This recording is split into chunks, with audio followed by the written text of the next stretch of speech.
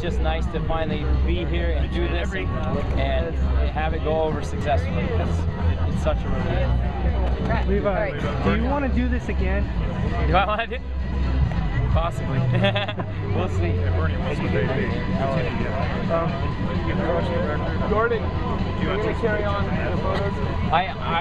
The whole time the goal was 362. Anything above that was bonus, and I knew we had good speed in our testing and practice. We had like the speed needed to go well over that, and you know, I just kept telling myself, just focus on 362 so you're not disappointed, you know, with whatever happens. And when the fog rolled in, I mean, that's a unexpected thing that could have altered the jump, and you know, turns out we ended up hitting it faster and going farther. So it's just exciting to not only safely make it here, but to go over 400 feet. Yeah, it's awesome. Safely, I mean, that's probably as big as anything, right? Based on what happened a year ago? Absolutely. I mean, just making it over here safely and riding away, I mean, that's the biggest feat in itself. I mean, after last year crashing, you know, that was scary. You know, I was lucky to be here today, let alone jumping, and you know, it's redemption for sure, just being able to come back and face this, take this on head on, and be able to accomplish it. Was the fog a factor? Could it have been worse? Oh, it most certainly could have been worse. The fog was an issue for a little bit, and when we first got here, you know, you couldn't see from the roll in to the ramp, and then right before it like cleared off a little bit, and you could see all the way to the ramp, which,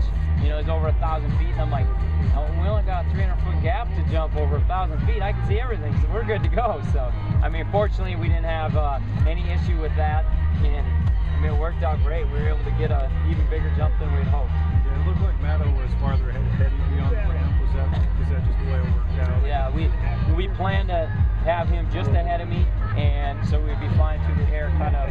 I'd be trailing him a little bit, and mainly, I mean, there's multiple things. One, so we weren't blocking each other's shot, and two, just so if for some reason we were starting to drift towards each other, there was a little bit of separation, so we weren't running into each other. And you know, apparently I was catching him in the air. I wish I was able to spectate, but I was just focusing on making it over here. So, I mean, fortunately everything worked out. And I mean, the best feeling was after I slid into that wall and was climbing out from under my sled.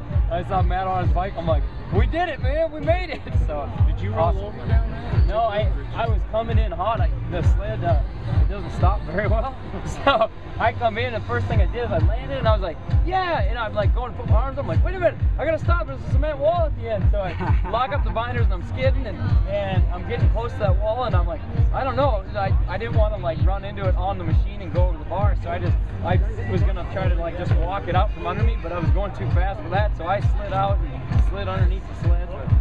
But it was fine, because I'd already made it safely. I'm like, hey, if I punch into that wall, it's not nearly as bad as wiping out. Oh yeah. What's it like flying through the air with another guy? Right nearby. It's the scariest thing about jumping with another guy is it's out of your control what he's doing.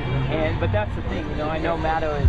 I mean, when it comes to distance jumping, he's the man. Like, you couldn't ask for a better guy to be jumping next to, and I have complete confidence that he was going to be able to hit the jump, land safely, and you know, it wouldn't affect me. So it was all on me, just hitting the jump and going straight. So I mean, it definitely plays a part. The first few run-ins when you're like, oh, this guy going 100 miles an hour next to me, that's a little nerve-wracking. But you know, once we took off, you just focus on what you're doing and kind of block out what he's doing, and try your best not to play spectator while you're out there and be like, oh, you guys flying through the air.